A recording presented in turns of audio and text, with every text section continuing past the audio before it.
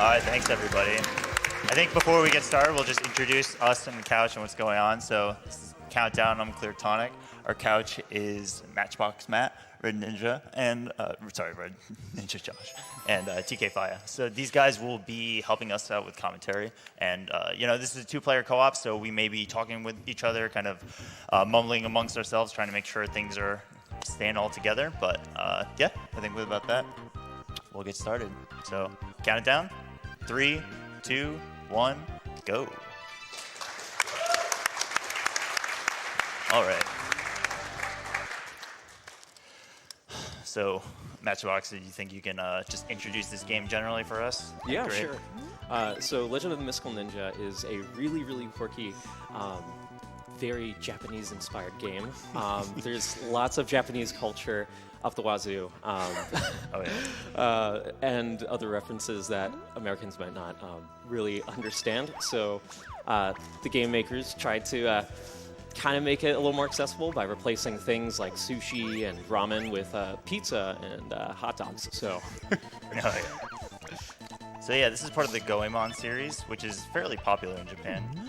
There's actually 4 entries on the Super Famicom, but this is the only one that made it to the States and to the West. So yeah, this is, it's a 2-player run, and as we talked about a little bit before during our interview, we think this game's really cool because there's a lot of actual speed-up tech from having 2 players on the screen at the same time. So we'll see that throughout the stages and the bosses. And we have to do a fair amount of money management through this run. It's actually a huge part of the run. We have to buy some things to be able to progress the game story. And money is also really valuable just for getting through a lot of the bosses in terms of just clearing bosses quickly. And yeah, so we'll be kind of monitoring that the entirety of the run. Yeah, money can be thrown as a projectile, but it consumes your money, obviously. So yeah. It's really useful, but you have a limited amount, especially when you need to buy lots of things. Okay, when do you guys want to talk about the boss quick? yeah, so this is a ghost dishwasher later, and Oh, she yeah. kind of throws dishes at you. They have to be careful to hit the dishes at them spaced out evenly, because if they hit all the dishes at once, some of the damage gets eaten. So that was really well done. It is really tricky to hit those every single dish just right. Shouts the Windjammers. So we are playing on the US or the Western release version. The Japanese version is faster, but we figured everybody would want to see the sweet dialogue between cutscenes. So And the hamburgers. and hamburgers. Yes. Yeah. So we'll see some pizza, but I think that's about it for Americanized food. Yeah. So as far as story goes, they just defeated the ghost dishwasher lady, and the tiny little cute cat ninja just let them know that a princess has been kidnapped, and they have to go to the Empire to stop it, to rescue the day and kind of save Japan from the evil shogunate. So that's generally the story, and that's what they're going around doing. So you see that they just bought some sandals and some pizza. So sandals makes your movement in the overworld much faster, and also allows them to access certain areas that you normally wouldn't be able to, which you'll see a lot later on in the game when they're visiting treasure rooms. They also got pizza as a safety device, so if any of them lose all of their health, they'll get it instantly regenerated. Yeah. So I think we should talk about 2 players specifically. There's a few things we'll point out through the run. One thing to just be aware of, compared to 1 player, the 2-player camera is adjusted much more so to the right. And in many areas in which you're going from left to right, it's actually a lot more challenging than you think compared to 1 player to be able to just see where the enemies are coming. So, yeah. So it's just something that we have to be aware of whenever we're in those side-scroller action stages. It can really be a challenge to just keep on top of where you are and if you're going to hit somebody else. Yeah, it really can't be understated how difficult it is to kind of manage having What's the 2 song? players on the screen. Thank you for doing that, by the way. Yeah, I was about to get hit. that was a nice little save right there. The hitboxes with the enemies is really weird. They're really large, and especially when you have it kind of layered in the overworld in a non-side-scrolling fashion, you can never tell when you're going to get hit or not. So it's really like they have to be really careful to make sure that they don't spawn too much enemies. Enemies can only spawn if they scroll the screen. So whenever they jiggle the screen just from like their movement as 2 players, it causes a lot of kind of sense of randomness. They don't know what's going to really happen most of the times. So they're really thinking on their feet and trying to anticipate what enemies might be coming up. One of the subtle things that 2-player did, or having a 2-player allowed us to do, is in that underground passage, we both walked down from the entrance and then split left and right. And actually, like, you can move closer to the camera, the border of the camera, when you hold A, and kind of break it a little bit, and you'll be seeing more of that later. So here is a really tasty boss. It's a giant sumo wrestler with a ton of lanterns, and they have to kill all the white lanterns before they can attack the red lanterns, and then finally the gigantic dog head. Yeah, I got it. Something like that. So the hitboxes on the lanterns can be really finicky. You want to jump up and drop down and try to hit a lot with coin, but it's very easy to get hit right here. Oh, beautifully wow. done. All right, Very you got nice. it. You got it. Yeah. That is not easy. Yeah. Remotely. Oh, and they even got a little bit of a time save here. You'll notice that Goemon jumped over, that's the red dude, jumped over to the left so that they are actually going to exit the screen faster once they get through all this dialogue.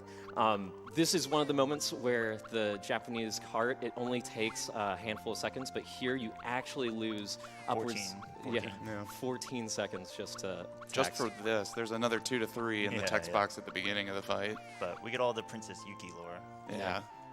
That was an insanely clean fight, by the way. That is one of the most challenging fights to really coordinate, because the main boss, that lantern boss, could just move, jump all over the place.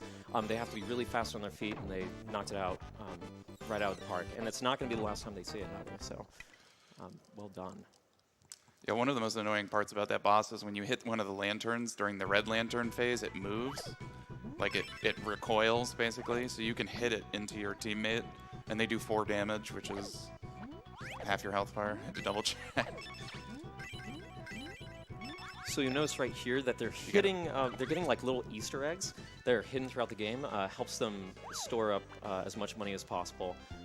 Again, money is super important, not just for mandatory story items to progress the game, but also as a projectile. Yeah, It's yeah. gonna help them. So check out this bridge section here. Ordinarily, you're supposed to just go up and, you know, it takes probably like 15 seconds or so. Or we can Nice. just, you know, do one of these. Uh-oh. Get a little stuck. Uh-oh. Earthquake. Scroll the screen a little bit. There we go. Nice. Well done. Do a skip. So yeah, in this game, something that's really cool about the 2-player run and exclusive to playing with 2 players is that, yeah, there's some tech where you can be at the different sides of the screen and scroll it in such a way that confuses the game and allows you to skip sections. So we're going to see that a little bit more. Maybe we'll explain it a little bit more thoroughly the next time we see it. But yeah, look out for those because we're going to see them a few times. Yeah, that screen with the bridge is actually like 5 basically screen sizes on top of each other. That's like the length of the bridge. And we just skipped all of it. And there's like an annoying little octopus boss that rotates back and forth. And All right, so these are the treasure rooms. Yeah. They can serve as shortcuts through some of the levels. They also have some extra health in the form of golden caps, which not only restore your health, but boost it a little bit as well. It only lasts for the level, though. Like Matt was mentioning, you have to have 2 or 3 sandals to be able to jump over those 2 or 3 long sections of rocks. So if they take a hit in the overworld, that can keep them from getting those bonuses. Yeah, hits in the overworld cause them to lose sandals. Yeah. But fortunately, in dungeons, if they take any damage, they get to keep them. So, Well, and in this game, if you take a hit, even in the dungeon, you're going to lose the level weapon you have, which there are 3 levels of weapons. Your standard pipe or flute for Bisamaru, and then the level 2 is a longer version of the pipe or the flute, and then the level 3 is either a spiked yo-yo or Party like a favor. little party favor that has a little bit of distance, but is slower to come out and attack. So there's going to be some parts in the run where having a certain level weapon is vastly preferred just because of attack speed. Yeah, level 2 is almost always more desirable than level 3. Yeah. Pretty much in every instance. Yeah, you see how we're like at the 70% of the screen while scrolling? If you play one player, it's about 50%. That's what I was saying earlier. It really does make a difference. It makes predicting enemies hard. Yeah, they try really hard to keep the one player in the center of the camera. So like watch here, my weapon right now is level 3, but we're about to take a D-boost after we wait for this. And I'll go back down to level 2, which is the desirable weapon for sure. So quick section here, hopefully Countdown can make it. That's fine. I Yes. like how we just talked about, like, using pipes and spiked as weapons. Like, that's just a Normal completely thing. normal thing. Yeah. For this universe of Goemon, I'd say it's pretty normal. Okay, Especially considering what we're about to do. Hey, check here it. See ya. is another wrong warp. Very nice. Boom. Beautiful. So there's a couple different wrong warps that they can do. Whenever the first player holds the A button, it allows the screen to scroll much further than you would normally be allowed to. So they can actually space out in a way that confuses the game when one of them exits. Wait. So the X coordinate of the players that are exiting the screen can cause them to skip whole rooms or to wrong warp to locations they otherwise shouldn't be able to. So on this boss, in the first phase, we're going to try to get a double hit on one of the later hits, but basically if the enemy's hitbox becomes active and there are multiple Rio in it at the same time, multiple throwing weapons, the enemy can stack a lot of damage. Oh, Where were you, nice man? double stack right there. Alright, this one, we got. Let's see. So there, we got got a a triple. we got a triple there. Each phase has 4 HP except for the last one, yeah. Yep. And then this one, we can't really do much to speed this one up, but. Okay. And you can hang on the sidelines to be safe, but that's the boss. Well done on that Japanese Mr. Potato Head. Yes. I think this is a good time for donations. Perfect. Well, we do have a few. There is $50 from I Ate Your Pie. Just Hey. wishing my boys Countdown and Tonic good luck on this The Legend of the Mystical Ninja Co-op run. Love you dudes, and I know you'll both kill it. Thanks, dude. Thanks, bye. Streambig.net. And $50 from Royal Blue Wizard. Got to donate for my man Tonic. Let's stomp on cancer and throw yen coins for victory. Also a shout out to Squibbins and Meta Sigma. Awesome runs, both of you. Thank you, thank you. I can't unsee this now, but Josh was just mentioning before the run these carts that these enemies are pushing have babies in them and are shooting You got it. some projectile, and now I can't unsee. Would you call them shooting pooping babies? Is that Is that the official term? Almost had the perfect line. Two quick ones. Alright, so here we are in Sasuke's stage, which is a friend of the Goemon universe. Although not right now. Not right now, yeah. I guess we are going to fight him. So. So the stage is normally really, really long and really taxing, especially for one player. Yeah.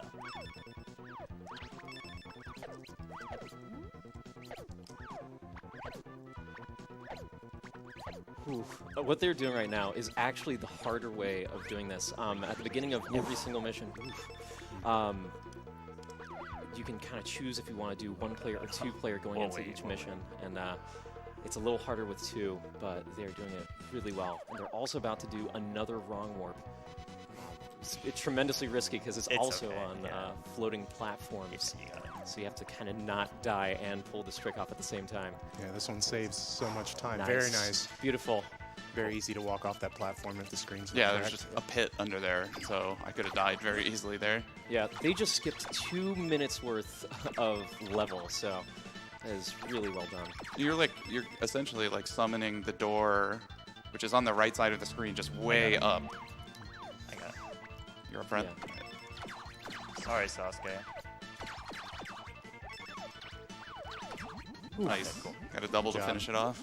Yeah, so if you think about the skips, if you think about like a square, and if you go from the bottom left of the square to the bottom right of the square, and the exit of a level would be at the top right of the square, the game gets confused if you're at the bottom left and do the screen scroll, and just sort of assumes that you would be anywhere along where the exit could be on the right side. So it just says like, yep, you're within this distance on the X coordinate, so you can just warp past it.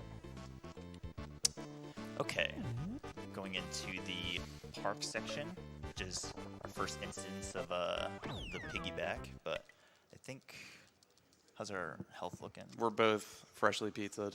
Cool. Freshly pizza. So up and left. Oh, freshly pizza, dude. So, oh yeah. Well- go ahead. Well, normally in this stage, you have to buy a pass from the store, Oh, yeah. which is $980. But they're going to do a skip right here to bypass this Tanuki statue Try it again.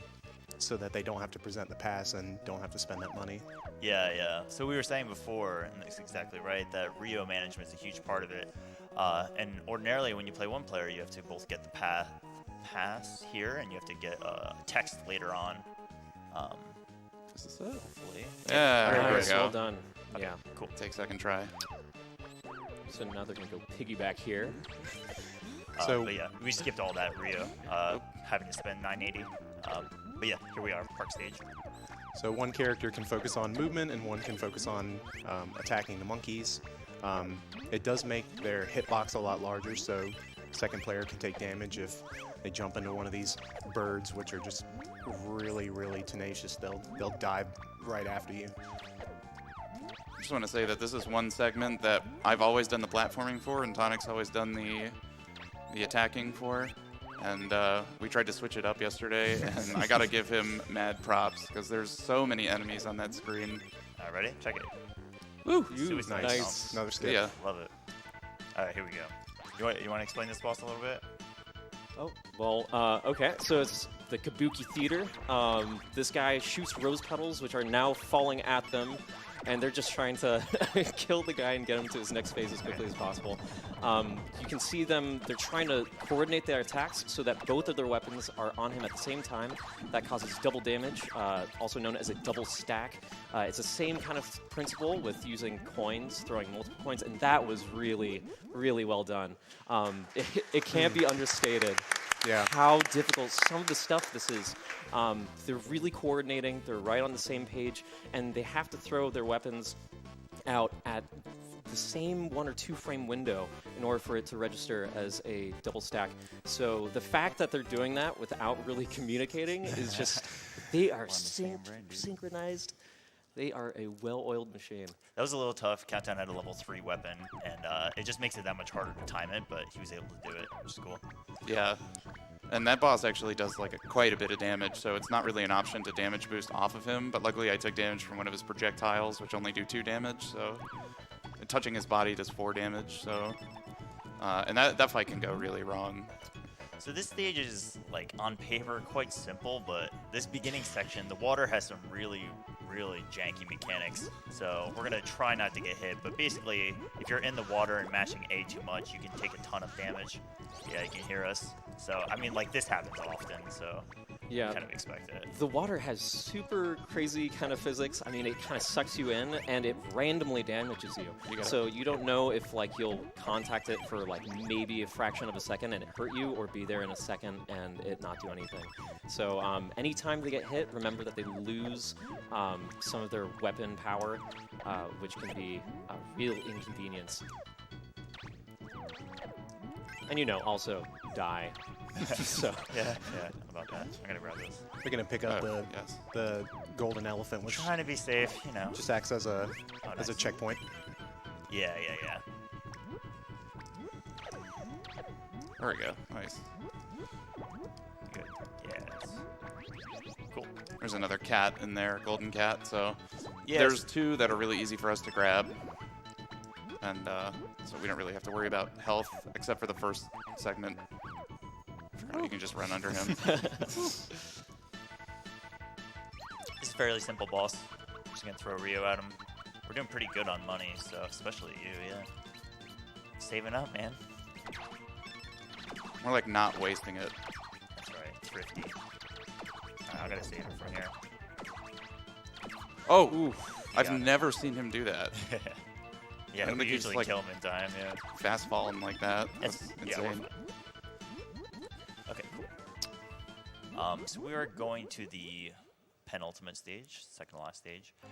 And this is where, so technically what we're doing is playing what's commonly known as low percent, which just means that you're not doing any gambling. So in the beginning of the game, around like the 4 or 5 minute mark, you can decide to spend money to gamble, in which you just put 100 Rio in and you either get 50, 100, 1,000, or 10,000, but the odds are not in your favor for no No. reset setting. So we decided to just do, no gambling route, which is commonly known as low percent.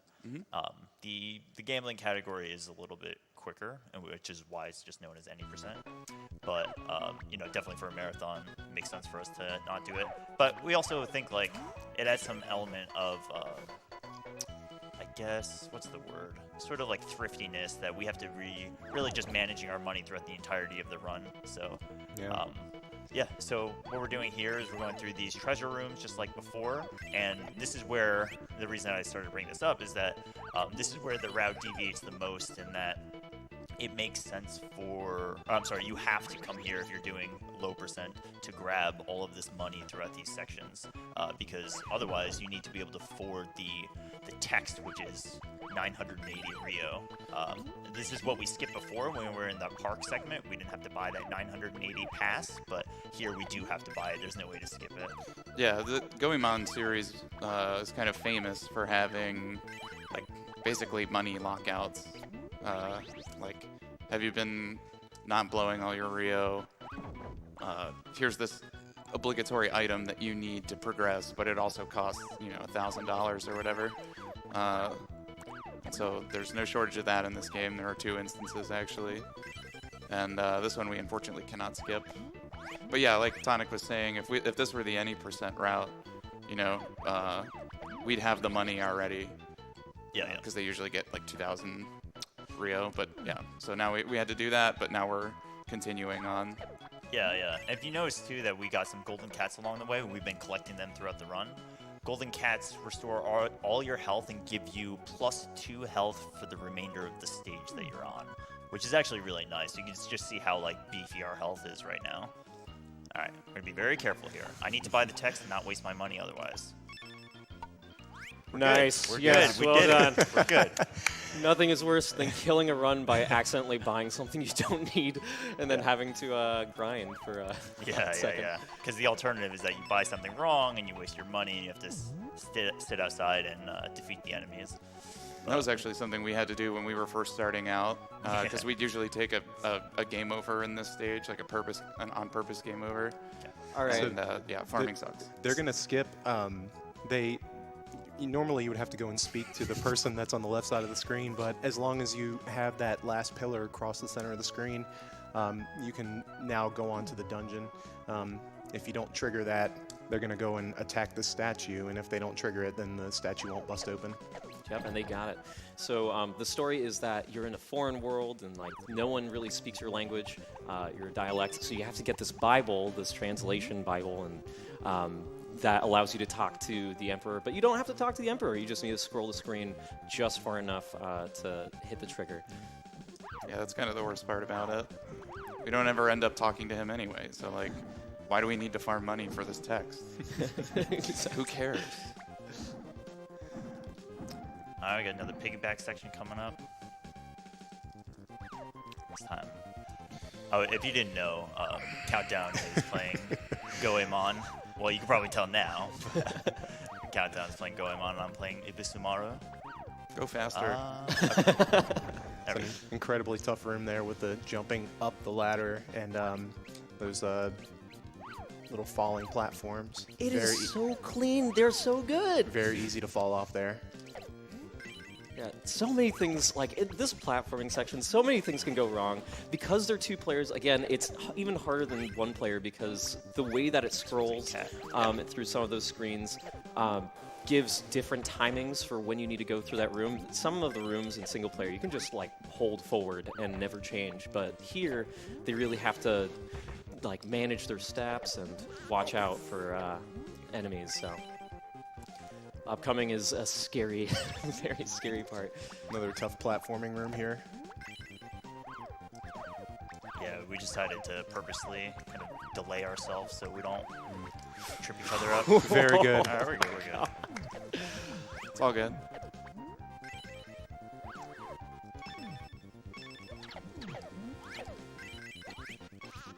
Oh. That's cool. Oh, I thought you were on level 2. Oh, I got hit and still at level 3, yeah. Okay. Yeah, take it away for this boss. Yeah, so now they have lifesavers, the lifesavers boss, because it looks like lifesavers, and they have to kind of coordinate their attacks so that they hit the guy without, you know, making him shake in random directions and accidentally hit the other person. It's a little unpredictable. It seems like pretty simple, but you never know if the computer will get temperamental and start throwing something your way. Well, This when you, guy is... when you hit him with an attack, he is flashing, and you know you gotta wait for him to stop flashing, and he'll just fly toward you. Yeah, they just hit him, and then you saw it like shot towards them even faster. So Yeah, it's really easy to like sometimes when you hit him, he ricochets in the other direction, and sometimes he's already started moving so fast back towards you that, you know, even if you hit him, he doesn't stop. So anyway, I'm gonna need Party boy. party boys. Gonna need some quiet time here.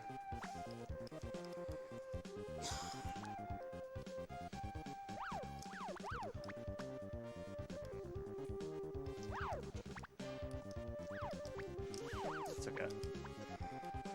Alright. Yeah, it's cool. We're we're trying to get it on each other's backs, but it's What? landing. It's okay. Let's just try to make it work. There Okay. we go. Okay, it's fine. It's a little sketchy, but you know, what we tried to do is mount, or he tried to mount on top of my back, but that section it always kind of causes some problems. Sometimes it's okay. All right, let's try to get this jump. This is tight one. Oh, baby. nice. Yes. That was a sequence break. They just skipped half of the platforming. Yeah, so it's weird. That part is weird because normally like the little minecart we rode is in 3 different sections, and I try to abuse that fact when it's on an upward slope, That's fine. All right. so that I could just walk onto his back, which usually works. Yeah. But it every didn't now that and then time. it causes problems. It's Yeah. just a pain, but that's fine. That was Just an had a little- amazing save. Yeah, we're going around in circles. Right? All right, this boss, we gotta try to need to get move to the left 2 a quick little more. ones. Yeah. Okay. Cool. Nice, hardest Nice boss in the job. game. That is actually a really difficult Okay. boss, and if it goes wrong, it's Yeah, tough. yeah. So even though we did death in that stage is like the worst the game over in by far, and this is the final stage now. And yeah, Princess Yuki, thank goodness. You would think we're good, right? Yeah. The old Not the quite. old Baramos factor. Think we're done? Oh no. Oh, no. Ha ha ha. Hee-ho. So I am 1 life away from game overing, and like most kind of 2-player arcadey style platformers of this era, I can steal one of Tonic's lives, which is fine. But the only thing is I will have level 1 sandals and no money. So while that's not the end of the world, it definitely sucks. So I'm going to try my best to not die. Yeah, he's got a lot of money right now, so hopefully he can use that, which will be really beneficial for the final boss stretch. Yeah, money equals fast Yeah. in the final Absolutely. boss Yep. segment. Yeah, so right now they're about to talk with the real Emperor, not the one that was disguised. And that opens up, it hits a trigger and allows them to See ya. progress the story. And now they're supposed to go back to their original cell, but they're going to go there a little different. Maybe. And Nice. yes, Nice, good job. So Okay, they did hold on, another hold on. wrong You word. gonna do it? Yeah, maybe. Hey! See ya. So if we both do that, we soft lock. So I had to make sure that he was by. But yeah, it's flying abyss tomorrow. Yeah, whenever we do that warp, it seems to put us on like the coordinate 0, 0. And so most of the time that's in a wall or in a ceiling. so they can break these red blocks faster by doing an attack and immediately pressing the jump button to cancel out of the attack animation and just get through that little stretch faster. Yeah. Or down, actually. Down also works, we figured out. And that was kind of our... I didn't know B worked until you told us yesterday. Down was actually what we had been using this whole time. All right, this stage is crazy. There's milk jug throwers. We think they're milk jugs. Maybe we I don't hope they're know. milk jugs. Thank you. There's a couple golden cats in some strategic places is going to help them out. Okay, getting through it. These guys just spawn like crazy. All right, so we're gonna do a Beautiful. Ooh. Nice. We're gonna do yay skip. Yeah. So, Ninja Woman Yay here, who apparently has blue hair in this Get the... game. Yeah. She ordinarily stops you for text box for like 5 text boxes or something. You get on me. Okay. Yeah, that's fine. Yeah, but what they do is that they were walking up that hill spaced out so that the screen never fully scrolls up for the text box to appear. So it just doesn't. Just go. Or that. That's fine, too. Yeah. Neither of us really needed it. And dismounting actually takes like quite a bit of time, so... But yeah, we skipped the yay cutscene. It's another difficult platforming section with the clouds there. Some disappear, some don't. It's a run killer. They just like beasted it. All right, here we go. Final stretch. So we're gonna see. This is good old Mega Man refights. Yeah, it's a little boss rush. They're gonna fight the Lantern Dude, Mr. Potato Head, and then the final boss.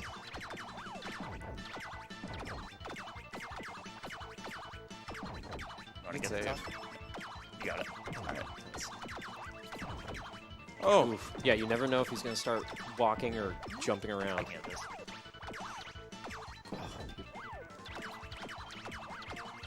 Nice. Good job. Nice. Well done. Woo! Yeah, that was a lot of double stacks, triple stacks. Well done. Alright, I have level 2. You want me to hit? I think I'll do it. All right, you don't mind. Yeah, you have money. That Yeah. makes sense. Definitely.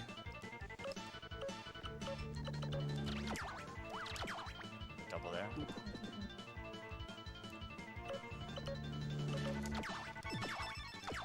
Another double.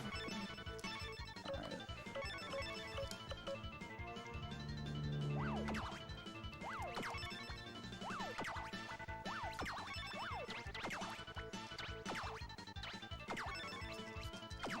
All right, final boss. So he's got 2 phases. Actually, I'll let you guys Yeah. take it away. The first phase, actually, today was the first time I've seen the Emperor riding on this cat dragon thing in the Japanese cart. For some reason, the sprite is not there. You can hear him, you can hit him, but he's not there. Yeah, it's Yeah. just a garbled mess of Yeah. random pixels, and sometimes Japanese characters show up and numbers and whatnot. Yeah. So this is a really clever strat. You see Goemon locking the cat down. Like normally it paces forward, but it stays in place as long as it's getting hit. And then Abysmaru is knocking those arrows into the enemy. It's the only way to damage him. let's do it. But in a weird twist, anytime you hit an arrow, there's a chance that you get Nice. this glitch, and gives their weapons the property of the arrow. So they're actually scoring some extra hits. Now, this is the final phase. It comes down to this.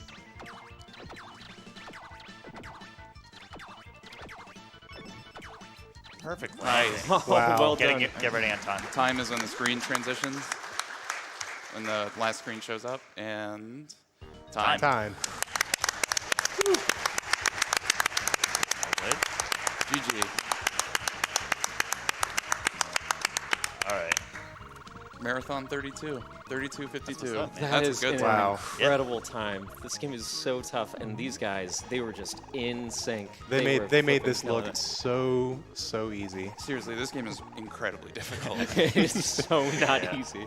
Yeah. So we spent a lot of time practicing and preparing. So we don't live close to each other, so we played online for a bit, and we scheduled some meetups to practice for this game. But overall, like super cool experience. Can't recommend doing a co-op run with somebody. Absolutely. So it was great. And thanks a lot to our couch and everybody who supported us. Yeah, all 3 of these guys on the couch have contributed to this Yeah. run, 1 player or 2 player in some way, and are all talented runners of this game themselves. So thank you guys for being here and supporting us. Cool. I think that's it for us. So thanks a lot, everybody. Well done.